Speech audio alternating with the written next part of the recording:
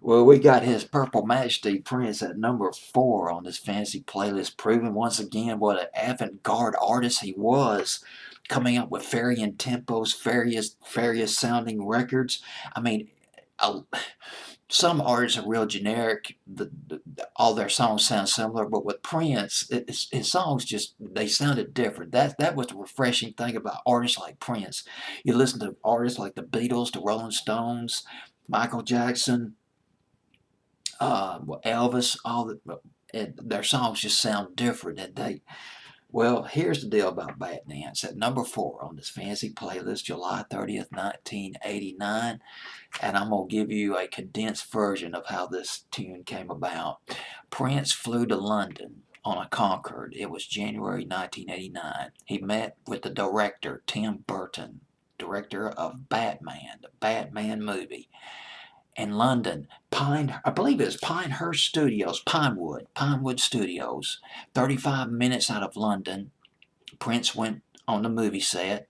He met Kim Basinger and Michael Keaton, the actors. He watched the scene. He physically watched the scene being shot at the Batcave. Watched some rough footage of the movie, and he loved it. Got along with the director, Tim Burton. The chemistry between Tim Burton and Prince was just phenomenal. Prince was so enthused, and they wanted him to write some songs for the movie. Prince was so enthused. He was going on vacation in Paris, but he dropped it.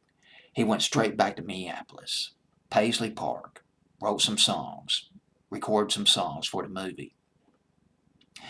About a month later, he got together with Tim Burton again, played about 8 songs with Tim Burton.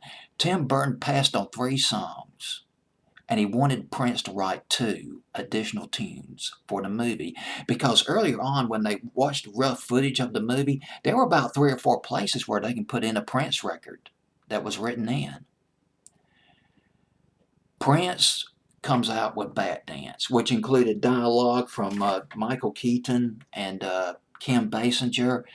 He came up with the single overnight, and I saw a YouTube comment that mentioned that the song was recorded in 9 minutes, and afterward Prince made pancakes for everybody.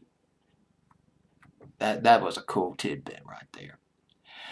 Well, here's the deal. After Prince had finished coming up with the single Batdance, he called. His name was Gary LaMelle. Gary LaMelle. He was the president of Warner Brothers Music. And Prince says, "Man, you got to listen to what I came up with. This is just you got to listen to this." And Tim Burton and Gary LaMelle, they listened to Batdance and this is it. This is the bomb. This would be a great way to sell the movie. A great intro into well, not necessarily put into the movie, but kind of introduced to the audience to the movie when it was played on the radio. Put out as a single, went to number 1 on Billboard's Hot 100. Prince's first top 10 in about a year. His last top 10 before Batdance. Remember Alphabet Street from 1988, and a couple other singles from that. You remember Party Man? That was a cool record. Party Man by Prince. Went to number 18 on Billboard's Hot 100, number 5 on R&B.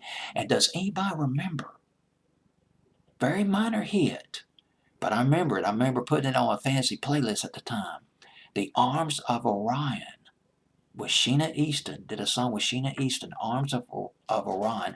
Wasn't a very big record though. Went to number 36 on Billboard's Hot 100, but hey, that's all gravy. Prince, just absolutely brilliant. I could see why a lot of people thought of him as a genius. Well, at the very least, he had his genius moments, and this is one of them. Batdance.